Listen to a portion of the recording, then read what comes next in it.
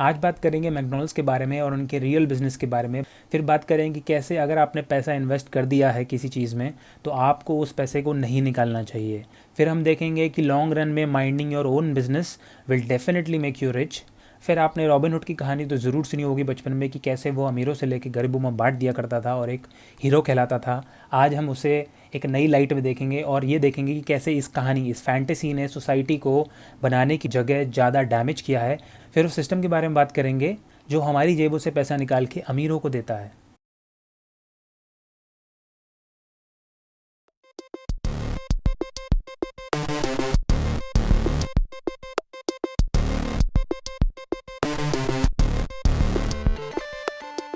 Hello friends, welcome to the new episode of project unlock. पिछले episode में मैंने बात किया था मैकडॉनल्ड्स के बारे में, उसके बर्गर्स के बारे में, और आपको लगता था आज तक कि बर्गर बेचना उनका प्राइमरी बिजनेस है, तो आप गलत हैं। उनका प्राइमरी बिजनेस है रियल एस्टेट का। एक्चुअली में आप ध्यान दीजिए, आप जितने भी जॉइंट्स पे गए हैं आजकल, जितने भी रेस्टोरेंट्स में गए हैं मैकडॉनल्ड्स के, क्या वो प्राइमरी लोकेशंस नहीं हैं? Important intersection in the city, malls, railway station के पास, एयरपोर्ट्स के पास, बड़े बड़े हाईवेज़ के पास। तो कोई भी अगर फ्रेंचाइजी लेता है मैकडॉनल्ड्स की तो वो उस रेस्टोरेंट के साथ साथ उस इम्पॉर्टेंट लैंड, वो जो लैंड है, वो जो लोकेशन है, उसको भी खरीदता है साथ में। इसलिए मैकडॉनल्ड्स फैलता जा रहा है। इसीलिए अगर आप, हम सबका ध्यान नहीं गया इस तरफ, और इसी वजह से McDonald's is the biggest land owner in the world, even bigger than the Catholic church.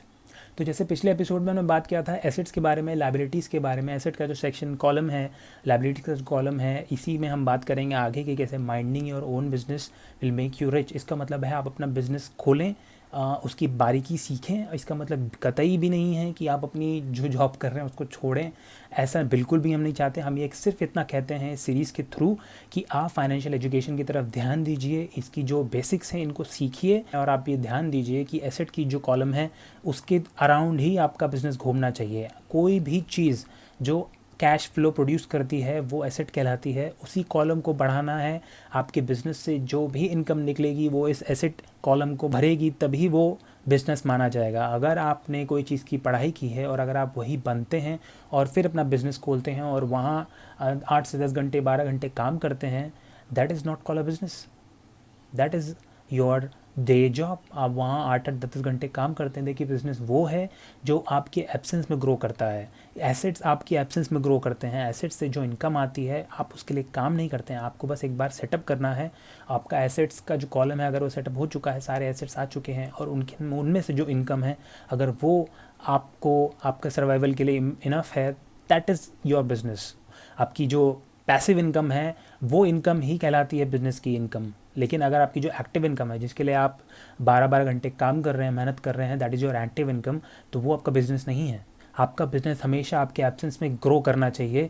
अगर आप काम नहीं भी कर रहे हैं तो भी आपके एसेट काम करते हैं, और उनमें से जो इनकम आती है उसे पैसिव इनकम कहते हैं। और जितनी भी पैसिव इनकम आती है, अमीर लोग सिर्फ उसी पैसिव इनकम से ही लाइबिलिटीज़ खरीदते हैं। लग्जूरियस आइटम आपने जितने भी लोगों को देखे होंगे, घर देखे, गाड़ी देखे, बंगले देखे होंगे, उन लोगों ने अपने पैसिव इनकम से ही वो ख़रीदा है। क्योंकि अगर आप कोई भी लाइबिलिटी, आप कितनी ही भी लाइबिलिटी खरीद सकते हैं, लेकिन सिर्फ और सिर्फ अपनी पैसिव इनकम से। क्योंकि पैसिव इनकम का जो सोर्स है वो कभी ड्राई नहीं होगा, हमेशा चलता रहेगा। क्योंकि आप उसके लिए काम नहीं कर रहे हैं, आपके पीछे आपका रेस्टोरेंट, आपकी कंपनी काम कर रही है, आप उस इनकम से आप जो चाहे खरीदिए। और देखिए, एक तरीके से साइकोलॉजी भी कहती है कि अगर मान लीजिए आपके रेस्टोरेंट के इनकम से, आपके बहुत सारे रेस्टोरेंट्स हैं, आपकी चेन है रेस्टोरेंट्स की, और आप काम नहीं कर रहे हैं वहाँ पर, आप शेफ़ नहीं हैं, आप एज अ मैनेजर नहीं हैं, वहाँ पे काम नहीं कर रहे हैं, तब भी वो पैसे इनकम दे रहा है।